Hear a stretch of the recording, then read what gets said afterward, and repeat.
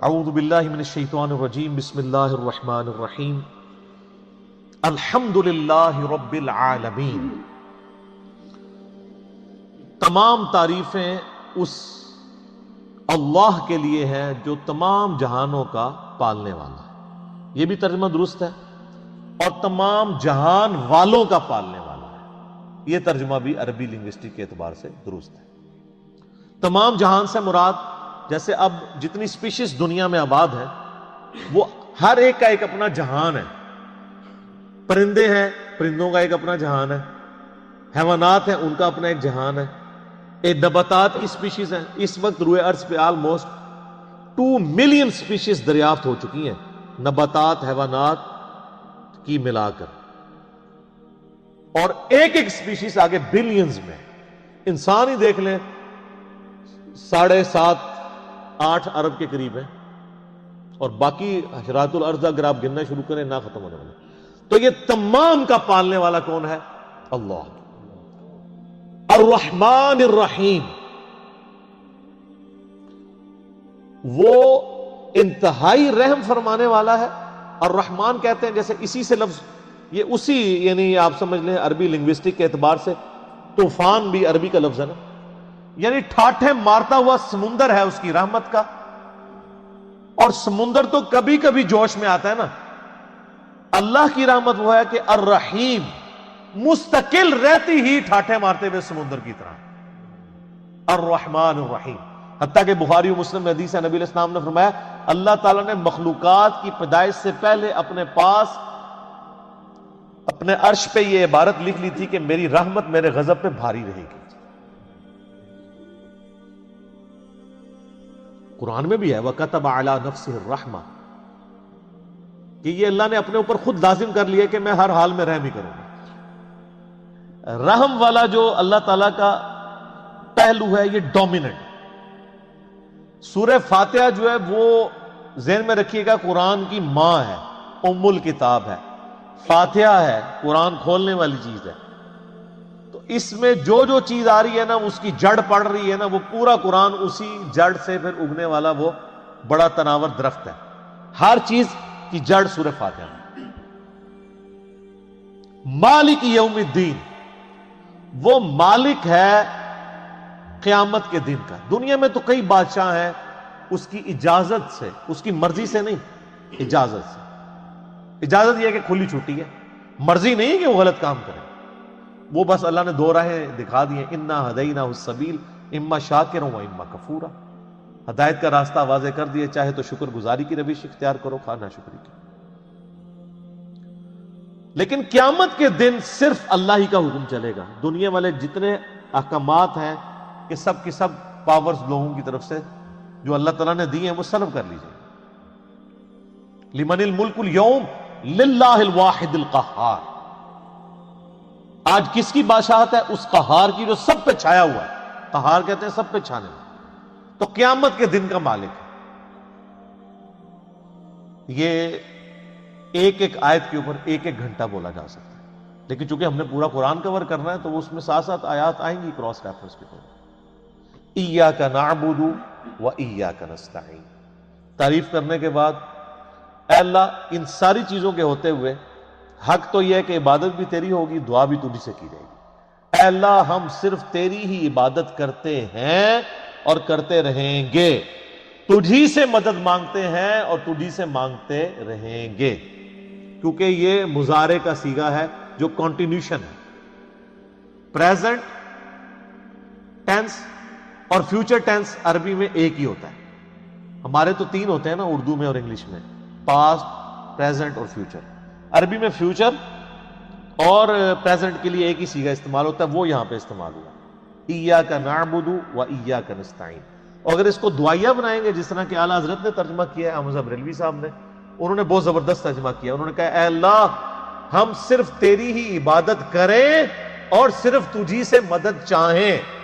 یہ علیحدہ بات ہے کہ وہ خود اور ان کے ماننے والے غیر اللہ سے بھی مانگتے رہے ہیں۔ ترجمہ ٹھیک کیا ہے، اسی لیے میں کہتا ہوں قرآن میں کوئی چیز نہیں داخل ہو سکتی، قرآن کا ترجمہ فٹ ہے۔ آپ کسی کا اٹھا کے دیکھیں، ترجمہ سب نے ٹھیک کیا ہوا ہے۔ اچھا، عبادت میں تو دعا بھی شامل ہے. جامعہ ترمذی میں حدیث ہے، سنن نسائی میں حدیث ہے، ابن ماجہ میں، الدعاء هو العبادہ، دعا عبادت ہے. تو جب دعا عبادت ہے تو ایاک نعبد میں دعا شامل تھی. یہ پھر ایاک نستعین کیوں آیا؟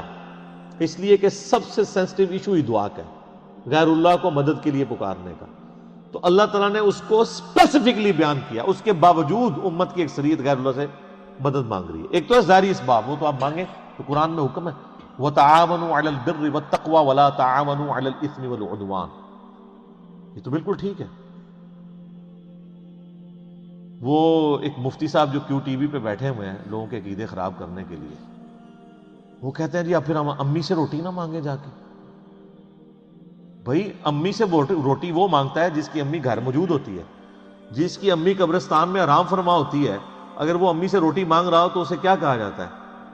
پاگل یا مجذوب. تھوڑے سوفسٹیکیٹڈ ورڈ، مجذوب یا پاگل. تو یہ پاگلوں سے آپ گفتگو کر رہے ہیں، یہ دھوکہ دے رہے.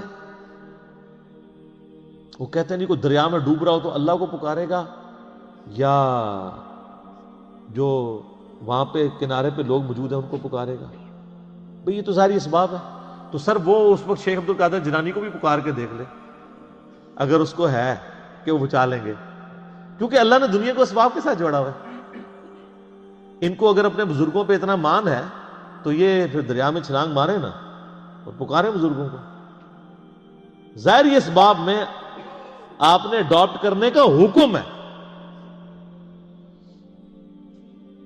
ہاں جو دعا مانگی جائے گی بغیر اسباب کے، آپ جو غائب میں مدد کے لیے پکار رہے ہوتے ہیں، مثلا یہاں بیٹھے میں ان کو کہتا ہوں مجھے پانی پلا دیں، بالکل ٹھیک ہے، لیکن یہ بغداد میں قبر کے اندر ہے، میں کہتا ہوں مجھے پانی پلا دیں، وہی جملہ شرک میں لے جائے. یہ ہے اصل مسئلہ. یہ جھگڑتے رہتے ہیں جی وہ جی بزرگوں کو اختیار نہیں. میں کہتا ہوں جی بزرگوں کو اختیار ہو بھی، کوئی بزرگ ماشاءاللہ اتنا پہنچا ہے کہ اسے اللہ نے اختیار ہی دے دیا فرشتوں کی طرح، پھر بھی بزرگوں کو پکارنا شرک ہوگا مدد کے لیے. ویسے آپ نے محبت میں پکارنا ہے، آپ ضرور پکاریں، مدد کے لیے نہیں، ویسے اپنی محبت کا اظہار کریں. لبیک یا رسول اللہ کہیں، لبیک یا حسین کہیں، بالکل ٹھیک ہے، آپ محبت کا اظہار کریں. المدد نہیں. بارش کون برساتا ہے؟ اللہ. ڈیوٹی کس کی ہے؟ تو بارش فرشتوں سے مانگی جائے گی یا اللہ سے؟ اچھا اگر کوئی فرشتوں سے مانگ لے کہ یار خیر اللہ نے ڈیوٹی لگائی ہے، سر وہ مشرک ہو جائے گا. اور یہ قرآن میں لکھا ہوا. آپ پارہ نمبر 20 کھول لیں اگر کسی کو توفیق ہو. میں نے کئی بار سنا ہے، میں ایک جگہ بیٹھا ہوا تھا، وہاں پہ ایک شیعہ ذاکر بھی تھے. اب مجھے 2-3 دن پہلے، شیعہ عالم تھے بلکہ ذاکر نہیں تھے، 2-3 دن پہلے پتہ چلا ہے وہ فوت بھی ہو گئے. بہت علمی آدمی تھے، اللہ تعالیٰ ان کی مغفرت کرے. تو وہ ان کے ساتھی بیٹھے تھے، وہ کہتے ہیں جی ٹھیک ہے ہم یا علی مدد نہیں کہنا چاہیے، لیکن جو یا علی مدد کہتا ہے آپ اسے کیوں کہتے ہیں وہ شرک کر رہا ہے؟ میں نے کہا اس لیے قرآن میں لکھا ہے. تو میں نے یہ آیت سورہ النمل کی آیت نمبر 62 پارہ نمبر 20 کے آغاز میں، امن یجیب المضطر اذا دعا ویکشف السوء ویجعلکم خلفاء الارض االہ مع اللہ. بھلا بتاؤ تو کون ہے جو مصیبت میں گھرے ہوئے شخص کی فریاد کو سنتا ہے اور اس کی تکلیف اس سے دور کرتا ہے، اور تمہیں اپنے ماں باپ کے مرنے کے بعد خلیفہ کرتا ہے اس زمین پر. االہ مع اللہ، کیا اللہ کے ساتھ کوئی اور الہ بھی ہے جس کی ایکوالٹی ہو؟ قلیلا ما تذکرون، بڑے کم لوگ ہی نصیحت پکڑتے ہیں. تو میں نے کہا اللہ تعالیٰ کہہ رہا ہے کہ جس کے بارے میں تمہارا یہ عقیدہ ہے نا کہ وہ مصیبت اور پریشانی میں تمہارا مشکل کشا ہے، تو گویا الہ ہے وہ. اور سب سے پہلے تو مولا علی ان کے گریبان پکڑیں گے جنہوں نے مولا علی کے بارے میں عقیدہ گھاڑ لیا. مولا علی بھی اپنی نمازوں میں اللہ کو پکارتے تھے. مولا علی کا ماننے والا بھی وہ ہوگا جو اللہ کو پکارے. پھر بڑے بڑے دھوکے ہیں جی، وہ کہتے ہیں جی وہ جی غیر اللہ سے مدد کہتے ہیں حرام ہے. اور کون کہتا ہے غیر اللہ سے مدد حرام ہے؟ آپ یہودی سے بھی مدد لیں. بخاری مسلم میں حدیث ہے، نبی علیہ السلام جب فوت ہوئے ہیں آپ کی زرہ ایک یہودی کے پاس گروی رکھی ہوئی تھی، لیکن جو سامنے موجود نہیں اس سے تو نہیں آپ اسباب کے طور پہ مدد لے سکتے. وہ جی قرآن میں غیر اللہ سے مدد کا ہے، کدھر ہے جی؟ وہ کہتے ہیں وَاسْتَعِينُوا بِالصَّبْرِ وَالصَّلَاةِ، نماز اور صبر سے اللہ کی مدد چاہو. تو وہ مدد تو اللہ کی چاہ رہے ہیں، یا یہ کہہ رہے ہیں کہ المدد یا نماز میری مشکل کشا، المدد یا صبر مشکل کشا. آگے نہیں پڑھتے ان اللہ مع الصابرین. صبر کرنے والوں کے ساتھ اللہ ہوگا۔ وہ کہتے ہیں حضرت عیسیٰ علیہ السلام نے کہا تھا من انصاری اللہ، کون ہے جو اللہ کے لیے میرا مشکل کشا بنے؟ وہ تو ظاہری اسباب میں، ہمارے نبی علیہ السلام کے بھی صحابہ آپ کے جو ساتھی تھے وہ آپ کے اسباب میں آپ کے مشکل کشا تھے، لیکن وہ والا مشکل کشا نہیں کہ جو آپ وہ سمجھ رہے ہیں، ورنہ اگر نبی کا مشکل کشا صحابہ اکرام تھے تو پھر تو ان کا مرتبہ اوپر ہو گیا۔ تو وہ صرف صحابہ مشکل کشا نہیں تھے، وہ یہودی جس نے نبی علیہ السلام کی زیرہ گروی رکھ کے آپ کو کچھ دیا تھا وہ بھی مشکل کشا ہے، اور سب سے بڑا مشکل کشا سورج ہے۔ سورج اگر ختم ہو جائے تو زمین پہ نہ نباتات اپنا اگ سکتی ہیں، نہ حیوانات ان نباتات کو کھائیں گے، سب کچھ ختم ہو جائے گا۔ دنیا میں ہواؤں کا چلنا، موسموں کا بدلنا، یہ سب کچھ سورج کی وجہ سے ہے۔ کوئی کہتا ہے المدد یا سورج، کسی کے ذہن میں یہ وہم بھی آتا ہے کہ سورج مشکل کشا ہے، حالانکہ آپ کے بزرگ تو کچھ بھی نہیں کر سکتے جو کچھ سورج کر رہا ہے، اور سورج کو موت بھی نہیں ہے، یہ آپ کے بابے مر چکے ہیں۔ تو کہیں نا المدد یا سورج، کہیں گے نہیں جی سورج کا کیا کمال ہے، وہ تو اللہ نے اس کی ڈیوٹی لگائی ہوئی ہے، تو ہم اس کو کیوں پکارے، ہم اللہ کو کیوں نہ پکارے؟ تو بابوں کی بھی اگر ڈیوٹی لگی ہوئی ہے تو بابوں کو نہ پکارو، ویسے ڈیوٹی کو نہیں لگی ہوئی، اگر لگی بھی ہو for the sake of argument, تمہاری جعلی جو دلائل ہیں اس پہ ایگری کرتے ہوئے، پھر بھی ان کو نہیں آپ پکارو گے، شرک ہو جائے گا اور ناقابل معافی جرم ہو جائے گا۔ یہ اتنے سارے انہوں نے دھوکے دیے ہوئے ہیں، اور زیادہ تر ظاہری اسباب کے ذریعے دے رہے ہوتے ہیں۔ وہ جی صحیح بخاری میں حدیث ہے، ایک صحابی کی پنڈلی ٹوٹ گئی، وہ حضور کے پاس حاضر ہوا، آپ علیہ السلام نے ہاتھ پھیرا، بالکل ٹھیک ہے، لیکن آج اگر کسی کی پنڈلی ٹوٹے گی تو نبی علیہ السلام تو دنیا میں موجود نہیں ہے، اور اگر آپ کو اتنا شوق ہے تو آپ اپنی پنڈلی توڑیں، آپ کو روزہ شریف پہ لے جاتے ہیں، پتہ چل جائے گا جڑتی ہے کہ نہیں۔ نبی علیہ السلام دنیا میں موجود ہوں، ہم دعا کروانے کے لیے اپنے مسائل ان کے سامنے لے کے جائیں گے۔ تو اس میں کافی سارے دھوکے ہیں، میں نے 2.25 گھنٹے کا لیکچر دیا ہے دعا صرف اللہ ہی سے، مسئلہ نمبر 3، میرا ریسرچ پیپر نمبر 3 بھی ہے دعا صرف اللہ ہی سے، جو ہزاروں لوگوں کے عقیدہ توحید کی اصلاح کا سبب بنا ہے، اسی کی ایکسٹینشن ہے مسئلہ نمبر 43، وسیلہ اور توسل کے صحیح احکام و مسائل۔ اس پہ گھنٹوں بولا جا سکتا ہے، جتنے انہوں نے لیم ایکسکیوزز ڈیوائز کیے ہوئے ہیں، جتنے دھوکے دیے ہوئے ہیں، اور پھر وہ کہتے ہیں دیکھیں جی وہ اگر وہ جو آپ پتہ پچھلے کچھ کئی سال پہلے خانہ کعبہ شریف میں کرین گری، تو کہتے ہیں وہ بزرگوں کے ماننے والے کو موقع مل گیا، ان کا یہ کہتے تھے خود کچھ حملے ہوتے ہیں مزاروں پہ نہیں روکتے، تو اللہ نے کون سی کرین روک لی، اور اللہ کا تو دعویٰ ہی کہیں نہیں ہے کہ میں روکوں گا۔ وہ ابرا کے لشکر کو ایک دفعہ ہی تباہ کیا ہے، یزید نے جب کعبے پہ چڑھائی کی ہے تو اللہ نے برباد نہیں کیا اس لشکر کو، دنیا بقدر ایفرٹ ہے۔ صحیح بخاری میں حدیث ہے قرب قیامت میں ایک پتلی ٹانگوں والا حبشی کعبے کی اینٹ سے اینٹ بجا دے گا، اللہ نے حفاظت وہ ابراہیم علیہ السلام کے لیے ایک دفعہ ہی آگ ٹھنڈی ہوئی ہے، کئی صحابہ جو ہیں وہ آگ میں جلائے گئے ہیں، رومن امپائر کی جنگوں میں تیل کے کڑاؤں میں ان کو ڈالا گیا، لیکن آپ کا دعویٰ ہے کہ آپ کے بزرگ سب کچھ کر سکتے ہیں، ہم کہتے ہیں پاکستان کی بجلی پوری کر دیں۔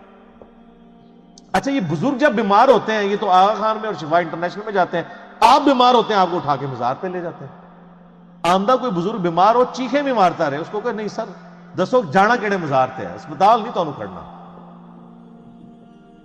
دنیا کے مہنگے ترین ہاسپٹلز میں یہ علاج کرواتے ہیں، آپ کو کہانیاں کرائیں گے کہ ہمارے پاس لے کے آؤ ہم بائی پاس کریں گے۔ کوئی دنیا کا بزرگ جو ہے وہ مجھے ختنہ کر کے بتائے، بائی پاس تو بہت بڑی چیز ہے، بلیڈ مارے بغیر، کیونکہ بائی پاس تو بغیر بلیڈ کے کرتے ہیں نا، وہ سب جھوٹ فراڈ، اور صحیح ہو رہا ہے آپ کے ساتھ، کیونکہ آپ نے دین بین لوگوں کے حوالے کیا ہوا، تو دیکھیں پھر آپ کے ساتھ کیا کر رہے ہیں۔ اہدنا الصراط المستقیم، اے اللہ ہمیں چلا سیدھے راستے پر۔ یہاں بھی دھوکے دیتے ہیں، اور یہ سارے ہی بزرگ ٹھیک ہیں، سارے ہی راستے ٹھیک ہیں، وہ قرآن میں تو راستے آئے کہ ہی نہیں ہیں، قرآن میں گمراہی جمع کے سیغے سے آئی ہے، ہدایت ہمیشہ سنگولر کے سیغے سے۔ ظلمات آیا گمراہی کے لیے، نور آیا انوار نہیں آیا، تو قرآن کا ترجمہ ہی غلط کر رہے ہو۔ اہدنا الصراط المستقیم، اے اللہ ہمیں چلا سیدھے راستے پر، صراط الذین انعمت علیہم، راستہ ان لوگوں کا، راستے نہیں، وہ کہتے ہیں چاروں ہی حق پہ ہیں، پانچوں ہی حق پہ ہیں، سارے ہی ٹھیک ہیں، راستہ ان لوگوں کا انعمت علیہم جن پر تیرا انعام ہوا۔ اور یہ آیت پڑھ کے اپنے بابوں کے نام لینے شروع کر دیتے ہیں. یہ بابے تو جمے بھی نہیں سن اس ٹائم جدو آیت نازل ہوئی ہے. اور پھر یہ بابے بھی مختلف ہیں. بریلویوں کے انعمت علیہم جو ہیں وہ مغضوبی علیہم ہیں دیوبندیوں کے, اور دیوبندیوں کے انعمت علیہم جو ہیں بریلویوں کے مغضوبی علیہم ہیں, اور وہ ضالین بھی ہیں. تو بابوں کی کون سی آپ ہمیں ڈوز لگا رہے ہیں؟ کوئی بابے کامن نہیں ہے. انعمت علیہم کون ہے؟ وہ سر سورہ النساء کی آیت نمبر 69 میں ہے, من النبیین والصدیقین والشہداء والصالحین. نبی ہیں, صدیقین ہیں, شہداء ہیں, صالحین ہیں. لیکن صالحین کون؟ ڈیفینیٹ تو صرف صحابہ اور اہل بیت ہے. اس کے بعد صرف ہماری اسیسمنٹس اللہ کو پتہ ہے, کیونکہ یہ وہی کا معاملہ ہے. تو راستہ, اور وہ راستہ کس کا ہے؟ اچھا, راستہ اللہ کی طرف سے کسے عطا ہوتا ہے؟ بابے کو یا پیغمبر کو؟ اللہ کے کھاتے میں تو بابا کوئی ہوتا ہی نہیں ہے, پیغمبر ہی ہوتے ہیں, باقی سب فالوور ہوتے ہیں. لیڈر ایک, یہاں تو ان کو انہوں نے لیڈر بنا دیا ہوا نا, یہ فالوور تھے. اور وہ سب مسند احمد میں صحیح سند سے حدیث ہے, مشکات کی آپ کو پہلی جلد میں ملے گی. نبی علیہ السلام نے زمین پہ ایک لکیر کھینچی, ارد گرد ٹیڑھی لکیریں کھینچی, اور آپ نے وہ سیدھی لکیر پر انگلی رکھ کے سورہ الانعام کی آیت پڑھی, وَأَنَّ هَذَا صِرَاطِي مُسْتَقِيمًا, اور یہ کہ یہ ہے سیدھا راستہ جو میرا ہے, جو بالکل سیدھا ہے, مستقیم ہے, اسی کی پیروی کرو, ادھر ادھر کے راستوں کی پیروی مت کرنا, وہ تمہیں بہکا دیں گے. یہ ہے وہ چیز جس کی اللہ تمہیں وصیت کرتا ہے. یہ آیت آپ علیہ السلام نے پڑھی, اور اپنے راستے کو کہا یہ سیدھا راستہ ہے. تو سیدھا راستہ نبی علیہ السلام کا, ان نام یافتہ لوگوں کا راستہ نہیں ہے سیدھا. وہ تو بیچارے خود راستے پہ چل رہے ہیں, یہ کہتے ہیں ان کے پیچھے چلے. نہیں نہیں نہیں نہیں, ان کے پیچھے نہیں, اس راستے پہ چلنا ہے جس راستے پہ وہ چل رہے ہیں. ان کے پیچھے نہیں چلنا, نبی علیہ السلام کے پیچھے چلنا ہے. کیونکہ وہ تو پھر آپ خود ہی میں سناتے ہیں, شیخ عبد القادر جیلانی کے پاس شیطان آیا, اس نے کہا عبد القادر تیری ساری نمازیں معاف ہیں جی. تو کہنا جی عبد القادر جیلانی نے لا حول ولا قوت الا باللہ پڑھا اور کہا تو شیطان ہے. تو اس نے جاتے جاتے پھر وار کیا, اس نے کہا تجھے تیرے علم نے بچا لیا. تو کہا نہیں, مجھے اللہ کے فضل نے بچایا. تو کہتے ہیں وہ ایک نورانی شکل میں آیا تھا, تو وہ کہنے لگا میں تیرا رب ہوں. اور پھر اس نے کہا کہ تیرے اس مقام پہ پہنچے ہوئے 70 غوث میں نے ورگلا دیے. تو ہم کہتے ہیں غوث تو آپ کہتے ہیں سب سے بڑا اونچا مرتبہ ہوتا ہے, وہ 70 غوث جس شیطان نے ورگلا دیے اس کو کیوں نہیں پیر مانتے؟ اور وہ جو 70 غوثوں کے ماننے والے لاکھوں مرید تھے, وہ تو کہہ رہے تھے ہمارے بزرگ ہمیں بخشوائیں گے. وہ بزرگ تو خود اللہ کے فضل سے دوزخ پہنچے ہوئے ہیں, وہ شیطان نے ورگلا دیا. تو تسی کتنے جاؤ گے؟ تو سر پیروں نو پھڑو جنہوں اللہ نے تہاڈا پیر بنایا. ما ضل صاحبکم وما غوا, تمہارے نبی نہ کبھی بہک کے ہیں نہ کبھی بیرا چلے, اس کو پیر مانو. سناتے خود ہیں اور انجینئرنگ کو جب ہم کرتے ہیں ان کو سمجھ آتی ہے ہمارے ساتھ ہو کیا گیا. پھر اس کا اللہ غوثوں کا تو اعتبار ہی کوئی نہیں, 70 غوث جو رگڑے گئے نے, تو باقی کا کیا اعتبار ہے؟ تو نبی علیہ السلام کو اپنا امام مانا. تو صراط الذین انعمت علیہم نبی علیہ السلام کا راستہ. اچھا, بخاری مسلم میں ایک حدیث ہے, ایک صحابی حاضر خدمت میں, یا رسول اللہ قیامت کب آئے گی؟ فرمایا کو تیاری کی ہے؟ کہ یا رسول اللہ بس موٹے موٹے فرض ہی پورے کرتا ہوں, زیادہ کوئی باتیں نہیں میرے پاس. یعنی باتوں سے مراد یہ نہیں ہے کہ نماز ہی نہیں پڑھتا ہوں, یعنی نفلی باتیں نہیں ہیں, کوئی نفلی روزے نہیں رکھتا, بہت تہجدیں اشراقیں نہیں پڑھتا, موٹا موٹا جو فرض دین ہے اس پہ چلتا ہوں. البتہ میں اللہ اور اس کے رسول سے محبت کرتا ہوں. تو نبی علیہ السلام نے فرمایا پھر اللہ اور اس کے رسول تیرے ساتھ ہوں گے. انس ابن مالک کے بخاری مسلم میں الفاظ ہیں کہ ہمیں اسلام لانے کے بعد پوری زندگی حضور کے کسی فرمان سے اتنی خوشی نہیں ہوئی جتنے اس فرمان سے ہوئی کہ جو اللہ اور اس کے محبوب سے محبت کرتا ہے اللہ اس کا محبوب اس کے ساتھ ہوں گے. اور پھر انس ابن مالک کے الفاظ ہیں بخاری کے اندر, اے اللہ میں رسول اللہ سے, ابو بکر سے, عمر سے محبت کرتا ہوں, گو میرے اعمال ان کے والے نہیں ہیں, لیکن پھر بھی تو قیامت والے دن مجھے ان کا ساتھ نصیب فرما. ہم بھی اللہ سے دعا کرتے ہیں کہ اللہ تعالیٰ قیامت والے دن ہمیں نبی علیہ السلام, صحابہ کرام اور اہل بیت کا ساتھ نصیب فرمائے, آمین. تو یہ وہ لوگ ہیں انعمت علیہم. یہ انعمت علیہم پڑھ کے بابوں کے نام لینے شروع کر دیتے ہیں, فلانے علی سرکار, کاں علی سرکار, کتیاں علی سرکار, کوڑے علی سرکار, پتہ نہیں کیا کیا. یار میں کہتا ہوں جن کو بزرگ کلیم کر رہے ہیں ان سے نماز سنیں نا, یہ تجوید کے ساتھ نماز, ترجمہ تو آتا ہی نہیں ہے, تجوید کے ساتھ نماز بھی نہیں آپ کو سنا سکتے.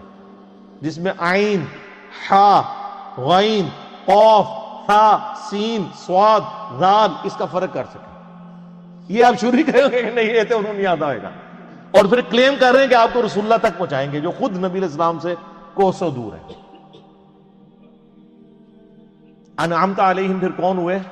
ڈیفینیٹلی انبیاء کرام، صحابہ کرام اور اہل بیت. بس بعد میں آپ کی اور میری منہ شگافیاں ہیں. آپ کسی کو رحمت اللہ علیہ کہہ دیں، دوسرے لعنت اللہ علیہ کہہ دیں گے، وہ اپنی اپنی مرضی ہے، اس کی کوئی گارنٹی نہیں. صراط الذین انعمت علیہم غیر المغضوب علیہم ولا الضالین آمین. بچانا ان کے راستے سے کہ جن پر تیرا غضب ہوا اور جو گمراہ ہے. اور اس کے بعد بخاری مسلم میں الفاظ ہے کہ نبی علیہ السلام سورہ فاتحہ جب بھی پڑھتے تھے تو آمین کہتے تھے. آمین آہستہ آواز میں، اونچی آواز میں، یہ بھی اختلاف ہے. بعد امام ترمذی نے پوری بحث کی ہے جس میں انہوں نے یہی راجح قول اختیار کیا ہے کہ جو جہری نمازیں ہیں ان میں آمین اونچی کہی جائے گی، اور جو زور اثر کی نمازیں اس میں آمین آہستہ کہی جائے گی. بہرحال آمین کہنا سنت ہے. یہ آمین قرآن کا حصہ نہیں ہے، اسی لیے سورہ فاتحہ جب قرآن میں لکھی ہوتی ہے کبھی غور سے آپ نے دیکھا نہیں وہاں آمین نہیں لکھی ہوتی، کیونکہ وہ نماز یعنی نماز میں سنت ہے، قرآن کا حصہ نہیں ہے. اور بخاری مسلم کے الفاظ ہیں کہ اس وقت فرشتے بھی آمین کہتے ہیں، اور جب امام آمین کہتا ہے تو جس کی آمین فرشتوں کے ساتھ مل جائے اللہ تعالیٰ اس کی مغفرت فرما دیتا ہے. اسی لیے اس چیز کا اہتمام کیا جاتا ہے کہ آپ وَلَضَّالِّينَ سے پہلے شامل ہو جائیں. تو یہ غیر المغضوب علیہم ولا الضالین، اس میں طویل خاص کے اعتبار سے تو ظاہر ہے کہ جو نبی علیہ السلام کی امت سے پہلی امتیں جو گمراہ ہوئی ہیں جن پر اللہ کا غضب ہوا، وہ تو قرآن پھر ہمیں بتاتا ہے. ضربت علیہم الذلہ والمسکنہ یہودیوں کے بارے میں کہ اللہ تعالیٰ نے ان کو بندر اور خنزیر بنا دیا. کونوا قردۃ خاسئین، ان پر ذلت اور رسوائی اور غریب الوطنی مسلط کر دی، وہ آج تک مسلط ہے. اور ضالین گمراہ ہوئے لوگ وہ نصارہ ہیں کہ جن کے پاس یعنی سب کچھ شغف تھا معاملات میں، لیکن غلو کیا دین کے معاملے میں، گمراہی کا راستہ اختیار کیا، باتیں بہت کی. حضرت عیسیٰ کو مانا لیکن ان کو ڈیوینٹی میں کلیم کر دیا. یہودیوں کا مسئلہ تھا، یہ اہل علم تھے، اس کے باوجود جان بوجھ کر انہوں نے گمراہی کا راستہ اختیار کیا. آپ کو پتہ کتنے ہیلے بہانے یہ کرتے تھے. اس لیے اللہ نے کہا یہ مغضوب علیہم ہے، ان پہ اللہ کا غضب ہوا، لعنت ہوئی. سورہ نساء میں آتا ہے نا کہ لعنتی ہیں یہ. عیسائیوں کو اللہ نے لعنتی نہیں کہا اس سختی کے ساتھ، کیونکہ ان میں اکثر لوگ سیدھے سادے تھے، گمراہ ہو گئے. لیکن ہے گمراہ ہے، یہ نہیں کہ ان کا سیدھا پن ان کو بچا لے گا، ایسا نہیں ہے. لیکن بڑا جرم ہے کہ جان بوجھ کے ایسا کرے. تو غیر المغضوب علیہم جن پر اللہ کا غضب ہوا، ولا الضالین اور جو گمراہ ہوئے. یہ آخری آیت ہے. اچھا وہ بعض لوگ کہتے ہیں وہ جی ہر ایک کی جگہ آیت پڑھی یہاں آیت نہیں پڑھی. یہ آیات کے جو نشان بھی ہیں نا، یہ بھی مطلب کوئی آپ پرانے مصحف اٹھائیں گے نا اگر کلمی ان میں نہیں تھے، یہ تو ڈویژن بعد کی ہے. اندازے تو موجود تھے، یعنی جو آگے ہم گول وہ استعمال کرتے ہیں. تو عموماً جو قرآن چھپتے ہیں نا ان میں وہ والی غیر المغضوب علیہم ولا الضالین سے پہلے جو ہم پڑھتے ہیں نا صراط الذین انعمت علیہم، اس کے اوپر نہیں ہوا ہوتا، یعنی وہ گول نشان نہیں ہوتا. تو اس سے لوگ سمجھتے ہیں کہ شاید یہ پوری ایک آیت ہے تو پھر بسم اللہ کو شامل کریں گے تو 7 آیتیں پوری ہوں گی. نہیں، یہ 2 آیات ہیں. اور میں نے ٹیکنیکلی جو دلائل رکھے ہیں اس سے یہ چیز ثابت ہوتی ہے کہ سورہ فاتحہ کا حصہ بسم اللہ شریف نہیں ہے. اب یہ سورہ فاتحہ جو ہے اگر آپ اس کو اوور ویو کریں نا تو قرآن پاک میں جتنی بھی چیزیں بیان ہونی ہیں آئندہ آنے والے قرآن میں، سب کی جڑ اس کے اندر موجود ہے. اسلام کے بنیادی 3 عقائد کون سے ہیں؟ عقیدہ توحید، عقیدہ رسالت اور عقیدہ آخرت. یہی ہے نا، یہ تینوں عقیدے سورہ فاتحہ میں موجود ہیں. عقیدہ توحید الحمدللہ رب العالمین الرحمن الرحیم مالک یوم الدین ایاک نعبد و ایاک نستعین. عقیدہ آخرت مالک یوم الدین، بدلے کے دن کا مالک. اور اہدنا الصراط المستقیم صراط الذین انعمت علیہم عقیدہ رسالت، کیونکہ رسولوں کو اللہ تعالیٰ راستہ اختیار کرتا ہے، وہی دیتا ہے نا آگے، امتوں کو رسولوں کے ذریعے دیا جاتا ہے. تو پورے قرآن کا جو یعنی آپ سمجھیں عقائد کی بنیاد اس صورت میں ہے. کہ تمہیں مرنے کے بعد اپنے رب کے حضور پیش ہونا ہے، وہ قیامت کے دن کا مالک ہے.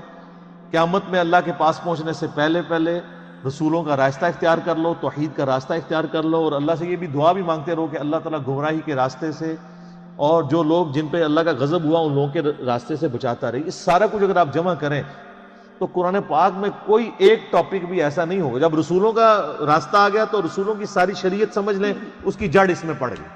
نکاح طلاق کے مسائل بھی اس میں کور، حج کا طریقہ بھی کور، کیونکہ صراط الذین انعمت علیہم ہے اور اہدنا الصراط المستقیم ہے. تو اس لیے اسے ام الکتاب، الفاتحہ، قرآن کھولنے والی، قرآن کی ماں کہا جاتا ہے کہ سارے عقائد و نظریات کی جڑ اس سورت کے اندر موجود ہے. انشاءاللہ تعالیٰ اگلی دفعہ ہم سورۃ البقرہ کا آغاز کریں گے. صلو علی الحبیب، صلاۃ ور محمد وآل محمد. اللہم صلی علی محمد وعلی آل محمد کما صلیت علی ابراہیم وعلی آل ابراہیم انک حمید مجید. اللہم بارک علی محمد وعلی آل محمد کما بارکت علی ابراہیم وعلی آل ابراہیم انک حمید مجید. اللہ تعالیٰ سے دعا ہے جو حق بات میں نے کہی اللہ تعالیٰ ہمارے دلوں میں راسخ فرمائے. اگر جذبات میں میرے منہ سے کوئی غلط بات نکل گئی اللہ تعالیٰ ہمارے دلوں سے ہی معاف کر دے، ہمیں معاف بھی کر دے، ہمیں کتاب و سنت کی تعلیمات پر عمل کر کے دوسرے بھائیوں تک پہنچانے کی توفیق عطا فرمائے. سبحانک اللہم و بحمدک، اشہد ان لا الہ الا انت، استغفرک و اتوب الیک، وما علینا الا البلاغ المبین. جزاکم اللہ خیرا.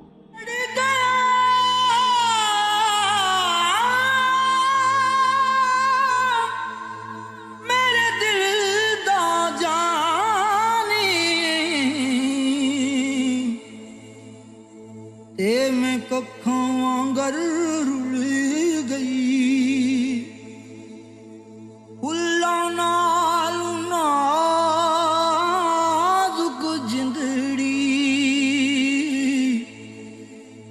میری وچ کنڈیاں دے رل گئی. غم سجنا دے مار مکا